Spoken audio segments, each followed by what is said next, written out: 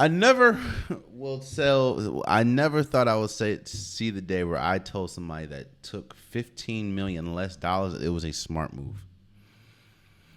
This was a brilliant move for James Harden. One, both for the team of Philly, or for the Philly team, and for him. One, for him. Let's just speak on him.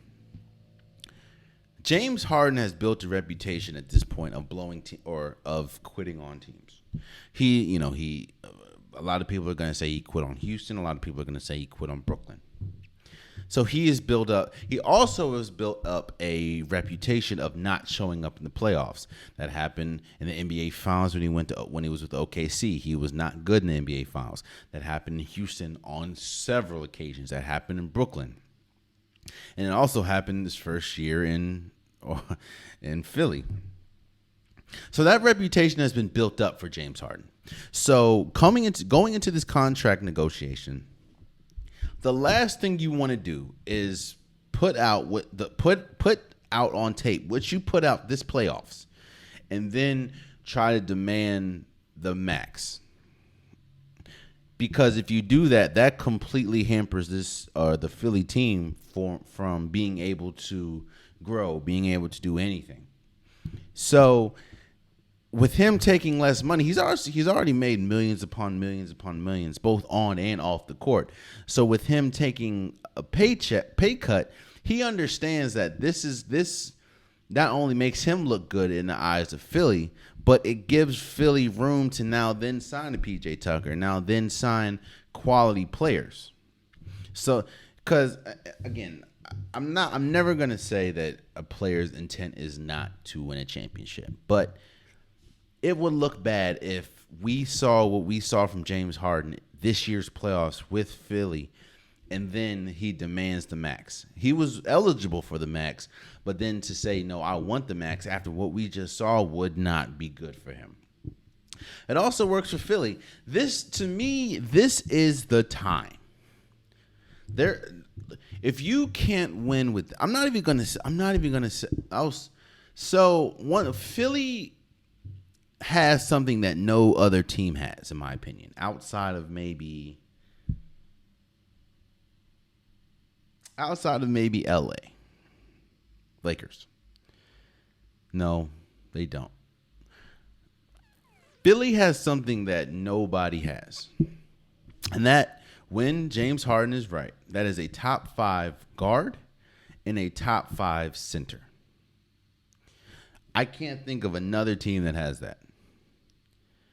And it's not just a top 5. You have a former MVP in James Harden and a perennial MVP runner-up, an MVP candidate in Joel Embiid. You also have Tyrese Maxey, who has emerged as a really solid player. He kind of emerged. He's kind of playing the role that Jordan Poole plays for Golden State is kind of the same role that Tyrese Maxey plays for Philly. This is the time. They know that they know that this is the time. Because it feels like that, like, if not now, then when? That's the question. If not now, then when? Because Joel Embiid's not. People forget Joel Embiid has had a history of injury. Joel Embiid's not getting any younger. He's not getting any healthier. You have James Harden. We don't know how long this is now or never. In my opinion, it's now or never. It's like, if you don't win now with James Harden, with Joel Embiid, with acquiring PJ Tucker, Daniel House, DeAnthony Melton, you have Tyrese Maxey, you have Tobias Harris. Like, when is it gonna happen? So with James Harden taking less money, now you can get a PJ Tucker, you can get a DeAnthony Melton, and you can still make moves. So kind of how we talk about. I said that the whole Brooklyn experience, not just because of James Harden, but he does play a part in that story. I think that Brooklyn was one of the biggest disappointments in league history. I think that this Philadelphia team will be up there if they don't win a championship. Let alone they've already won. They've already let alone win, make it to a championship. And I understand it's not going to be easy because you still have Milwaukee. You're going to see what happens with Toronto. Got to see what happens with Brooklyn if they do end up trading KD. I understand that. Boston just made it to the finals. So I understand it's not going to be easy.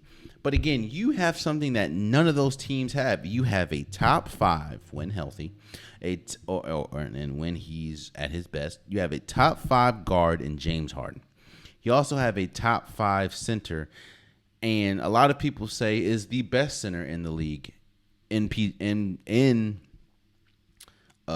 Embiid. If that's something that